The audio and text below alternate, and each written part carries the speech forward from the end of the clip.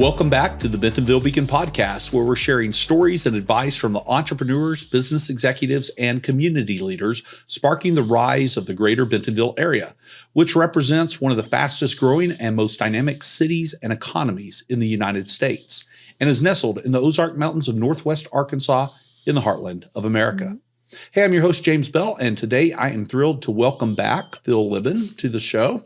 Since our last conversation about 18 months ago, Phil, who is a renowned serial entrepreneur, of course known for his transformative ventures such as Evernote, All Turtles, and mmhmm, has embarked on yet another groundbreaking journey.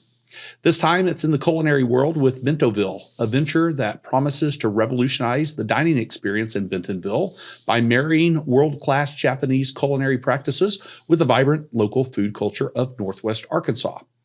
With his innovative entrepreneurial approach, coupled with his passion for creating unique experiences, Phil is a co-founder of Bentoville, which is already becoming a sparkling new gem in the Bentonville area's already rich tapestry. Today, Phil joins us to share Bentoville's story and its intended impact on our local culinary scene. Phil, welcome back to the Bentonville Beacon podcast. Thanks for having me back, James. Well, thrilled to have you. Let's jump right in. I've hosted you on the show previously, but will you share your story and how it came about that you got to Bentonville, just as a refresher, and how you really dove in and just became part of the community? Sure. Well, I moved here about 3 years ago. Yeah, more or less exactly 3 years ago, and kind of by accident. I'm a tech guy by background, so I was living in San Francisco. I started a few companies, did some investing, and we were just fleeing COVID. Didn't really think too hard about where we were going to go. Figured we'd be here for about 3 months. Got an Airbnb. 3 months was up, and we were just too lazy to move anywhere else because it was COVID. Everything was the same. Like, who cares? So we just kept staying longer and longer and longer, and then kind of emerged from COVID and looked around and said, hey, this place is actually really phenomenal. It's just really nice. Why go anywhere else? And so we just bought a house and settled in. So it was a very low stakes decision because we were planning on moving on. So we didn't think too much about it, and best low stakes decision I ever made. Perfect. Well, 3 years, 3 months, forever. Yeah, welcome. Exactly. Welcome home again. Thank you. 3 years. And that was actually, it was interesting. I first, probably about a year and a half into living here, I took my first trip back to San Francisco for some work stuff. And I was there for like a week or so. And I remember thinking like, man, I'm like really tired. Like, I can't wait to go back home. And that was the first time I caught myself thinking of Northwest Arkansas as home. And I thought, oh, wow, I guess I just thought home when I meant Arkansas. And so like, yeah, it's kind of interesting. It does feel like I'm home now, which is a strange feeling for me. Yeah, well, that's neat, man. That's awesome. Well, let's talk about your newest venture, about Bentoville. Will you start with first of all, let's start with the collection of characters involved. There's 9 notorious co-founders, so we'd love to hear about them. Yeah. Well, it's a great group of people. Some local friends that we met since moving here, like Stan and April, who are with Movista, and they own bunch of restaurants here, Trash, Ice Cream, and Tuscan Trotter, and stuff like that. And we met them pretty early on when we moved. They were at Movista at the time. And I remember thinking like, oh, you guys run a cool tech company, but you also like have restaurants? Like, that seems really interesting. I'd never considered that. And they're like, yeah, it's fun. It's rewarding. And so they're co-founders. We also have our chefs. We have 2 Michelin star chefs, Shin Takagi, who is one of the best chefs in the world. He's the owner operator of this amazing Japanese restaurant. Well, shouldn't even say Japanese restaurant, just restaurant. It's in Kanazawa, Japan. It's a 2 Michelin star restaurant. One of the first ones to get Michelin stars. Handed down from his father. He's a 2nd generation chef and owner, and it's impossible to get into, and it's beautiful. It's just amazing. And then Chef Billy Kong actually trained with Shin in Japan, but he was in San Francisco. He had a Michelin star restaurant in San Francisco. Chef Kong's actually moved here now. He lives here with us, and then we have lots of other people. So yeah, there's 10 of us total, me and 9 co-founders, and it's a pretty eclectic group. But what we all have in common is we all love Japanese food, and we all have various business experiences that are hopefully relevant to this. Wonderful. That's great. Well, sounds like a great group. So what is Bentoville, and what inspired you and your co-founders to start it? Well, when I was when we moved here and we first met some of the locals, somebody asked me, what are the three things that you really, what are the three things that you hate about living here? Like, what's the worst stuff about living in Bentonville? And I said, well, it's easy. There's three biggest problems are there's not enough sidewalks. The kerning on the water tower is completely screwed up. It's just unacceptably bad. And there's no good Japanese food. And I kind of figured, okay, the sidewalks are going to take care of themselves. Like, I think the city's doing a pretty good job with that, with, new construction having sidewalks. I'm like, all right, I'll just wait it out. It'll be fine. It's already much better than it was 3 years ago. The kerning on the water tower, the spacing is the space. It says Bentonville. If you look at it, it's like really annoying. It's weird. Yeah. I've just learned to love it. I've just learned to appreciate that. It's like the leaning tower of Bentonville. It's like the imperfection is what makes it cool. So I'm like, I've made peace with that. I've learned to appreciate it. It's good. There was still the lack of any good Japanese food. And so I figured, all right, well, that's the one that we have to work on. So, be the change you want to see, or whatever, however the saying goes. That is a great saying. And thank you for putting it into action. So, talk about it more. I mean, explain what Bentoville is and what the vision is behind it. And I'd love to hear even more about how it reflects your personal ethos in that answer too. Well, we have there's a business hypothesis behind it, which I actually think is a very important hypothesis, that a lot of the work that I'm doing in several of my companies, like the video company and Old Turtles, the studio, a bunch of our projects are around this hypothesis. Really, it sounds kind of crazy to do a food thing, and it is kind of crazy. I've never done one before. Although obviously our other co-founders have lots of experience with Culinary. But it's all part of the same theme, and it's the theme that we're calling the Goldilocks cities. And I think this is maybe the most important economic development of our time. And what it basically means is, I think, like, over the next decade or so, more and more people will have the opportunity to choose where they want to live and where they want to work, and not have those two decisions be completely tied to each other. Yeah. Not everyone, certainly, but more and more people. In the US, tens of millions of people, and worldwide, like 1 billion people, maybe 2 billion people, are going to be able to choose where do they want to live. And we think a lot of those people are going to choose places that are optimizing for quality of life. Areas of the world that are like trying to make it great places to live. And I think a lot of these people are going to choose places to live that are not too big and not too small. They're just right. They're the Goldilocks cities. Not too big, because obviously, like, the big cities have, there's a lot of population drain, and they just have all the problems of big cities. Some people will choose to live in the big cities, and that's great. Hopefully the big cities improve as part of this as well. And not too small, because if something is too rural, well, there's just not quite enough there for most people. You want a little bit more variety of food and cultural experiences and things like that. And so it's the medium places. It's the places that are not too big and not too small that are going to attract most of the people and most of the dollars over the next decade.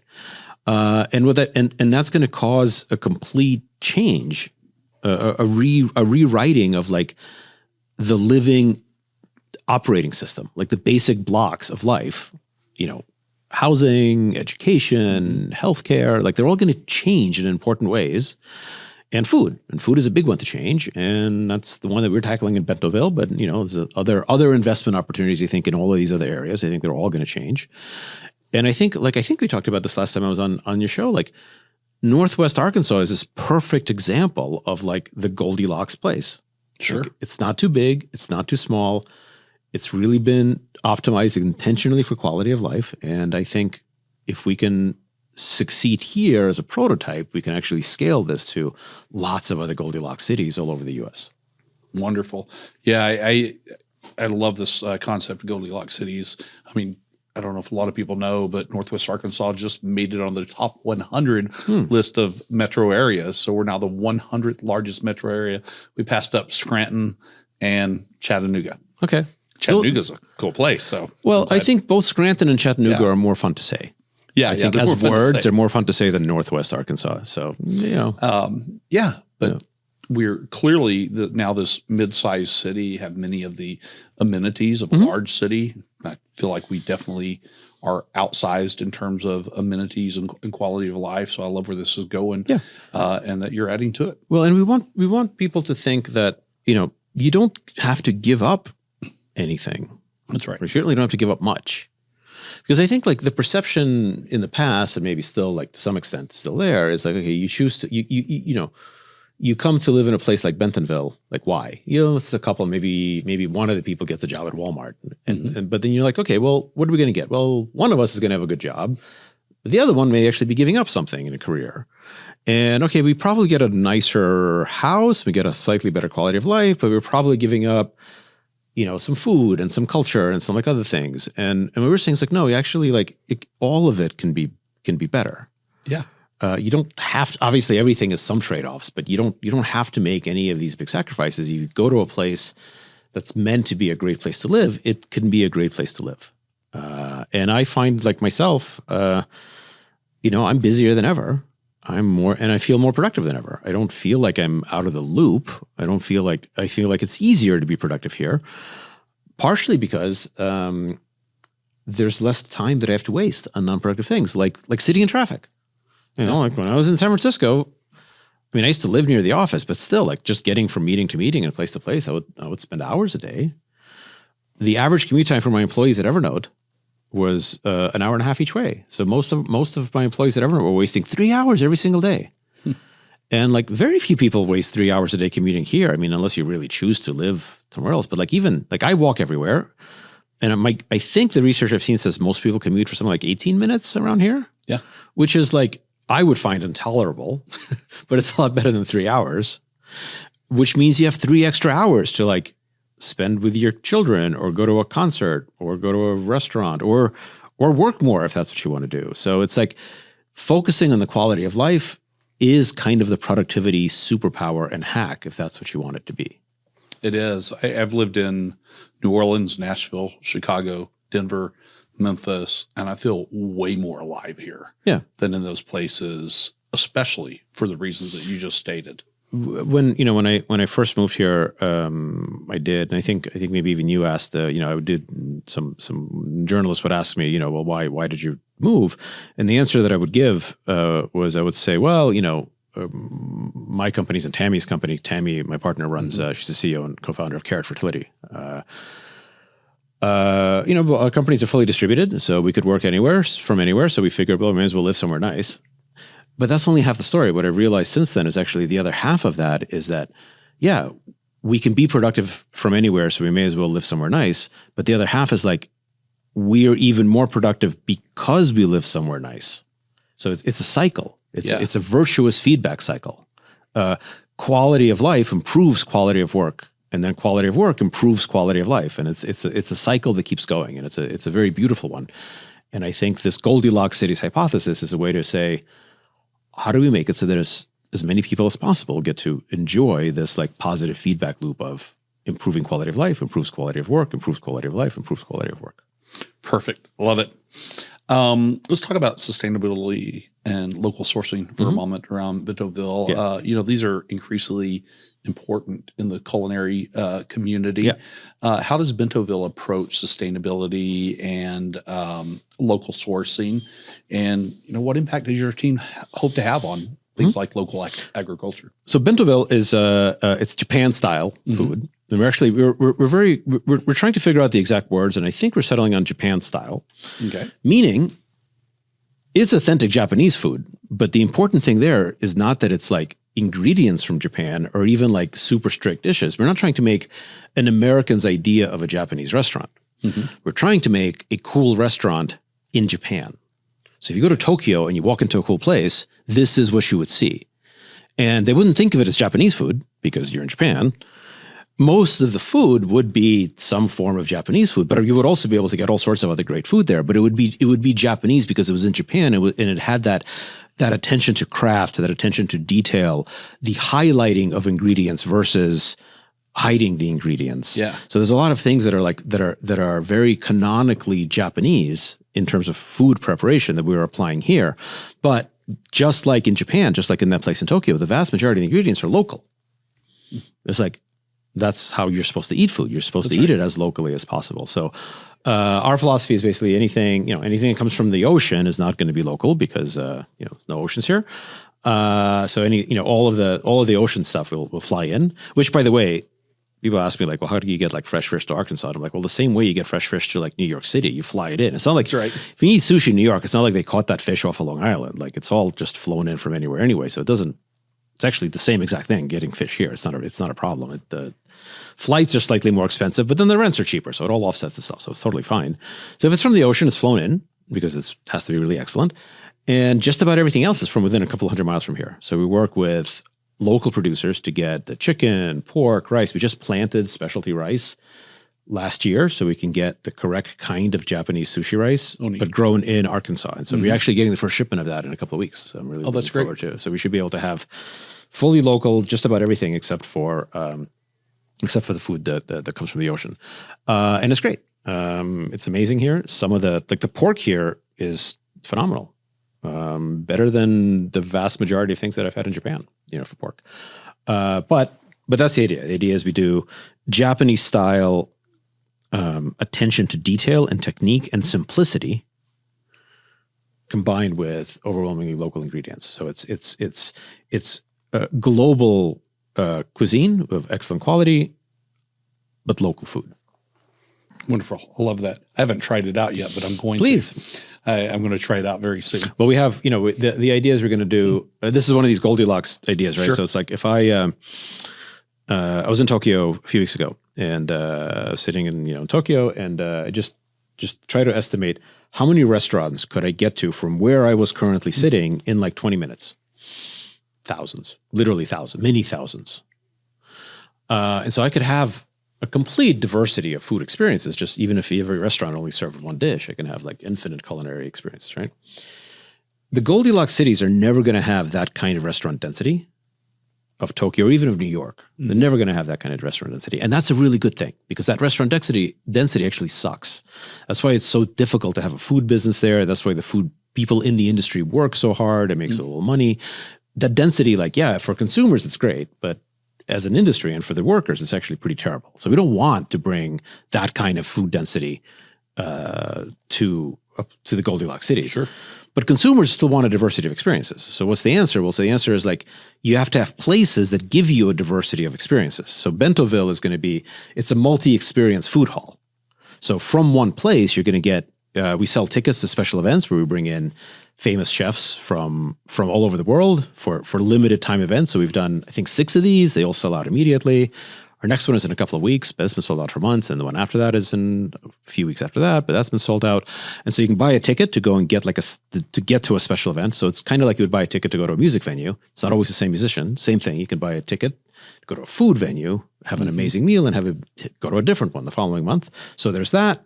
Plus a food hall where you can always go in and get some ramen and some sushi and whatever. Plus, for all the to-go stuff, it's bento boxes. Because why do we need to reinvent the wheel? Like, bento boxes are perfect in Japan. There's more than 20 million sold every day.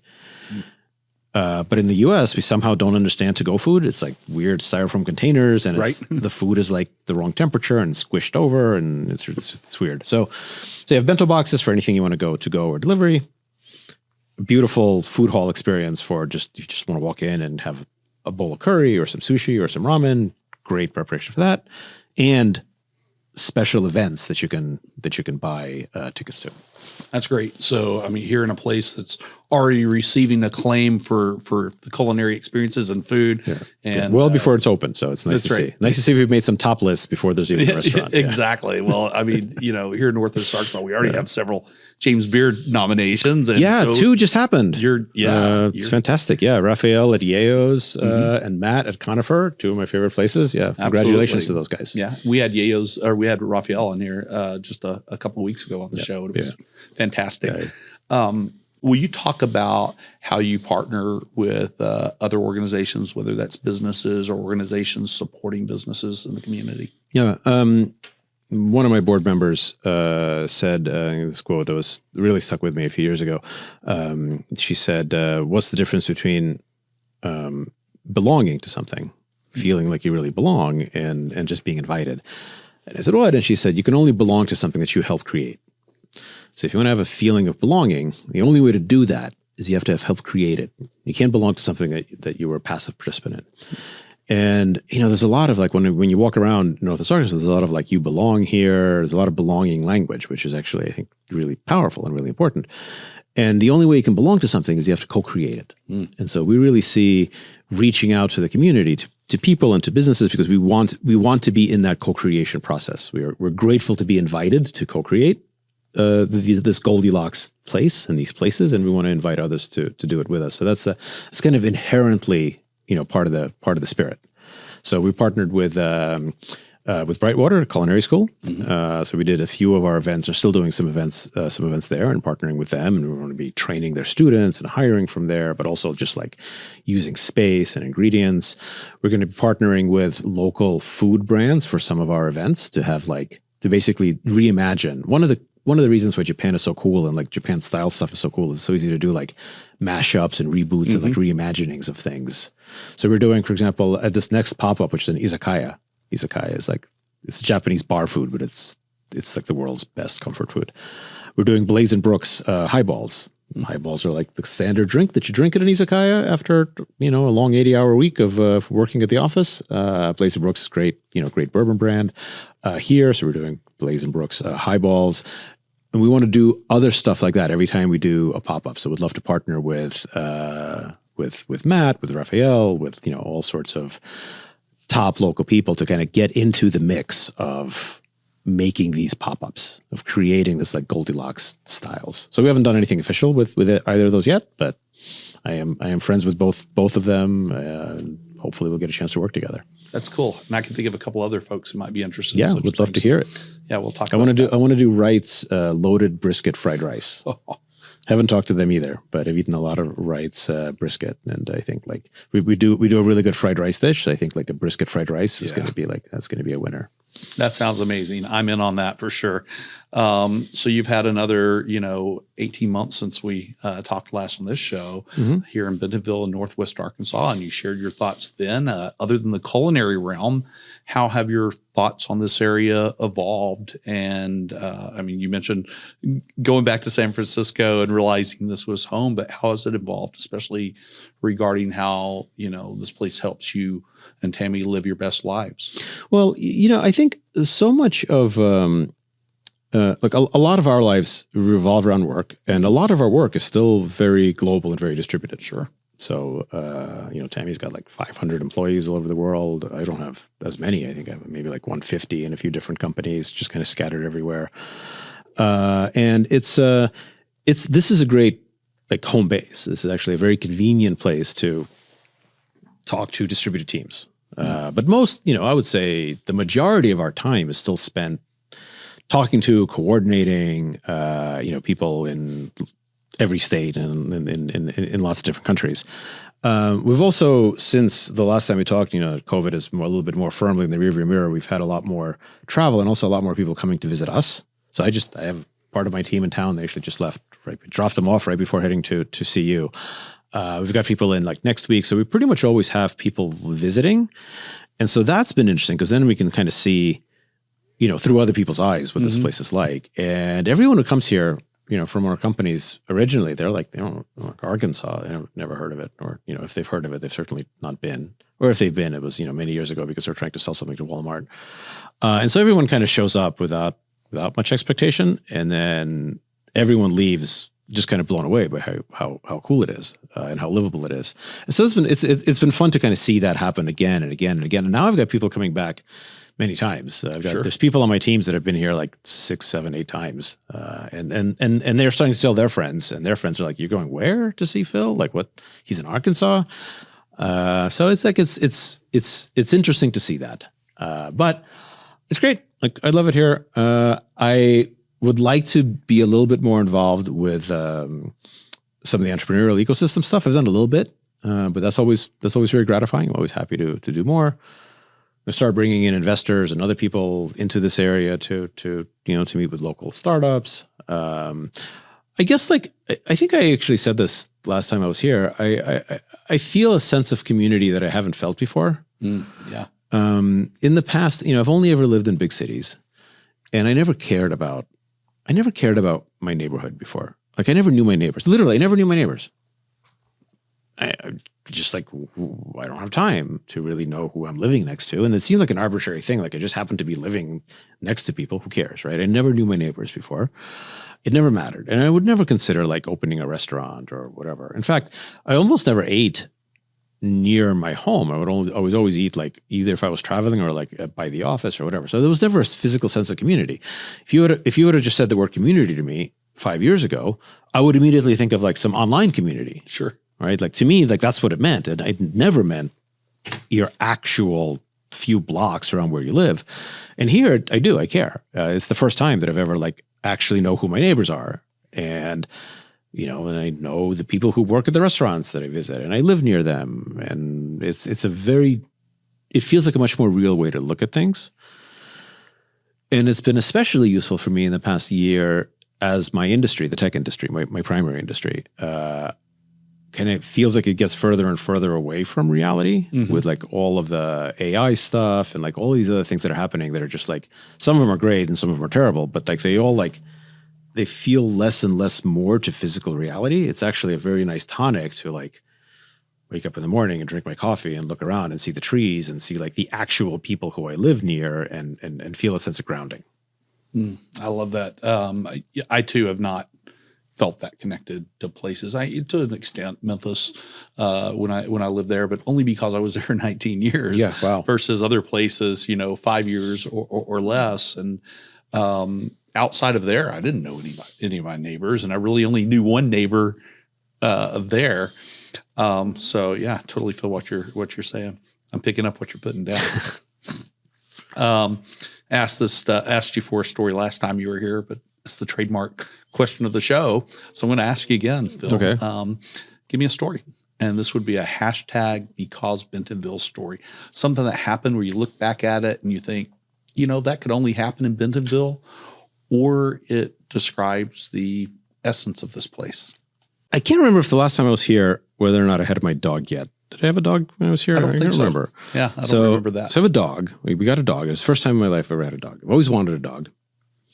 But I never thought my lifestyle would have never like supported it. Plus, like, I just didn't, it never felt right. So I never wanted a dog. As a little side digression, when I was born, my parents were thinking about what to name me, and their idea was to name me after my grandfathers. And I have one grandfather whose name was Laser, for real. His real name was Laser. Wow. Born way before lasers were invented, so it was like super cool. People ask me how it's spelled, and it was never spelled in English, so I have no idea. But his name was Laser. And a different grandfather's name was Wolf. Nice. And so my parents were going to name me Laser Wolf. My name was going to be Laser Wolf Libin. But they chickened out at the last minute. They went with Phil. I've never forgiven them. I always like, I could have been Laser Wolf, and you called me Phil. And now Laser Wolf's not a name that you can change your name to, because that's a little bit much. Like, I feel like you really have to legitimately be named out of scratch. Right. And there's always been this rift in my family because of it. But then I moved to Arkansas, and I finally was like, you know what? I can get a dog, because we have a house, we have a yard, I can like run around. It's perfect. So we got a dog, and I was like, Laser Wolf is a nice name for a dog. So we have a wolf named Laser Wolf, and it's great because we have a dog. And B, it's kind of like healed like a little rift with my parents, because like, okay, I couldn't have had that name, but at least they have a happy Arkansas dog named Laser Wolf. And when people ask us, what's your dog's name? And we say Laser Wolf, and they're like, Laser Wolf. I'm like, it's an old family name. I love it. That's great. That's it. Next time we get another dog, we're gonna come up with some kind of great name, but we can't top that. It's a good name. Yeah. And he looks like a Laser Wolf. Like, it's a perfect name. And actually, and having a dog, which again, I'm sure is not unique to Bentonville and to Northwest Arkansas, but it's unique in my life to this period. I wouldn't have gotten it in New York or San Francisco or any of the other places I've been. Again, it's very interesting. Like, my dog doesn't acknowledge when it's like daylight savings time and doesn't care about like politics and doesn't care about like, whether Silicon Valley Bank had to file for bankruptcy. It just doesn't know. And it's kind of interesting because like I've never before in my life like been near some other living organism that like wasn't freaked out about the things that I would get freaked out about. And it's important, and it's like, it's meditative, and it's a nice way to live, to just be like, yeah, whatever super stressful things going on in the rest of the world that's affecting me. Like, look at my dog, and I'm like, does my dog understand this? And my dog doesn't care. And no, it's fine. It's fine. Turns out I don't have to care that much either. He just wants more treats and to sleep and to run and play. And yeah, it is a great way. It's great to have pets. And he loves it here. So, I should too. Perfect. Hey, I have a couple of sort of whimsical questions Yeah. for you, and you can choose to answer one or both.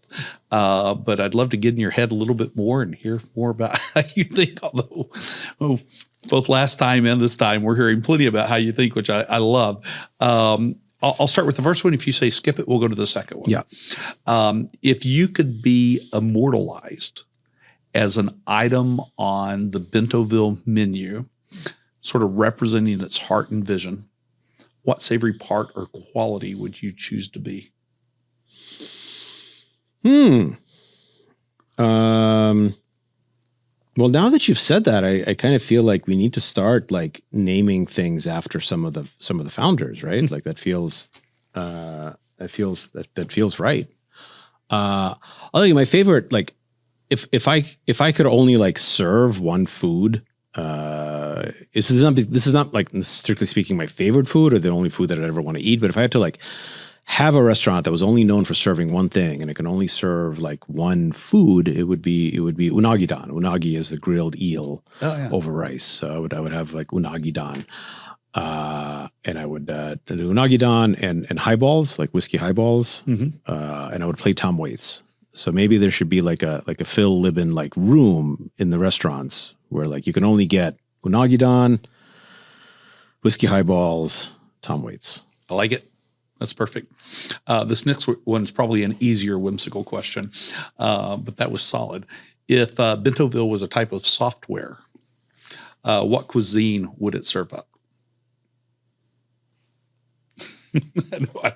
Well, if it was software, it wouldn't serve up cuisine. This software does. This software does. Yeah.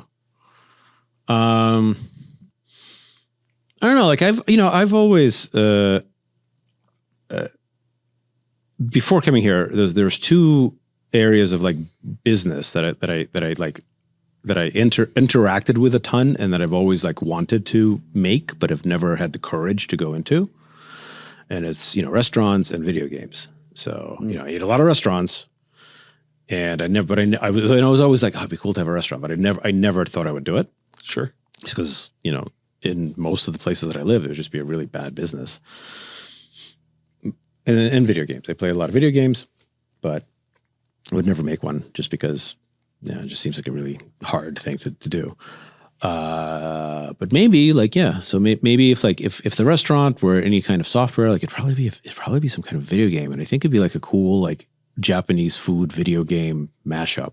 Now you got me thinking, maybe if I come back in 18 months, we'll have launched a video game company. I'm looking forward to that. I only have 3 more questions for you, Phil. This first one is, speaking of Goldilocks cities, based on your diverse experience, what advice would you give to entrepreneurs who want to make a mark in Bentonville or other Goldilocks cities?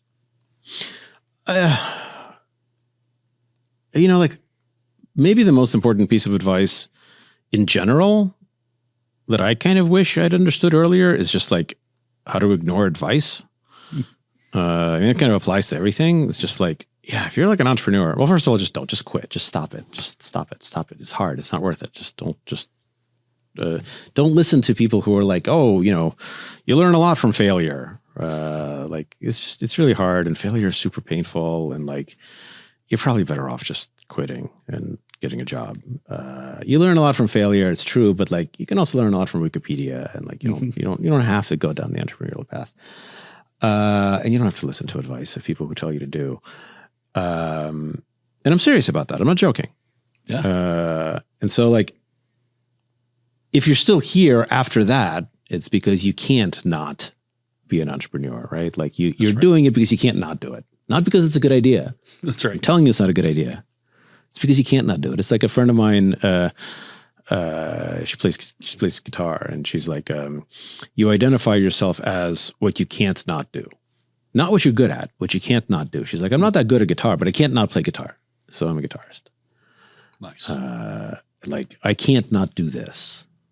And I'd say the same thing. It's like, if you're thinking about how do I make an impact, don't. Like, you're clearly like don't have the right motivation. You can like choose not to do it. Choose not to do it. Take it, take the easy out, get a job.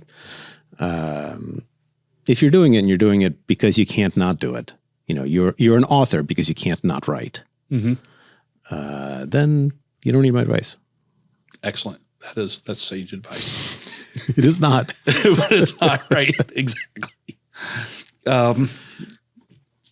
Last two questions. The first one is pretty simple. If somebody wants to reach you or get to know more about Bentoville or experience Bentoville, how do they do that? Yeah, I'm easy to find. Just find me. I mean, look, if you can't be bothered to find me, then That's right. But I'm not hard to find. Just find me. And I'm happy to, I have to drink coffee multiple times a day. I'm always happy to do it with someone. So if you happen to be local, let's go get a coffee. Otherwise, yeah, you can do a Zoom call or whatever. I'm not hard to find. So find me.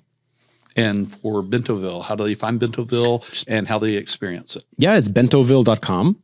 So right now there's two. So the physical location hopefully will be open by the end of the year. They're still, building stuff out. So right now there's two things you can do. You can get bento boxes, which is a few times a week. You order them in advance on bentoville.com. And you pick them up at Onyx. So we're partnering with Onyx for all the pickups. And we're actually really looking forward to expanding the Onyx partnership. I think Onyx is it's just super cool. I just love the brand. I love the coffee. So I do more stuff there. So easiest is just to order a bento box and pick it up the next day, or I think you can order it for a week in advance.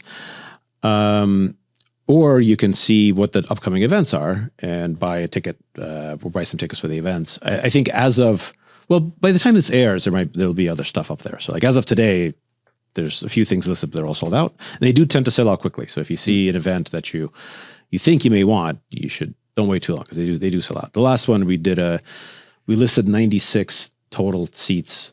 So most of our seatings are limited to just 12 people. Mm-hmm. So it's 12 people at a time, because the experience is you get served directly by the chef. So it's not a big experience. So we listed, the last one is a sushi omakase event, which is really beautiful. It's sushi, but it's very, very high end, and it sold out within a few hours. So we had all 96 seats go away. So you can sign up for a mailing list, and we'll email you the next time we have something up, so you can watch it for that, or you can always get bento boxes for that part of the experience. And then stay tuned for the physical opening, which will be hopefully late this year. Perfect. Excellent. Well, last question. What's something I should have asked you that I did not ask?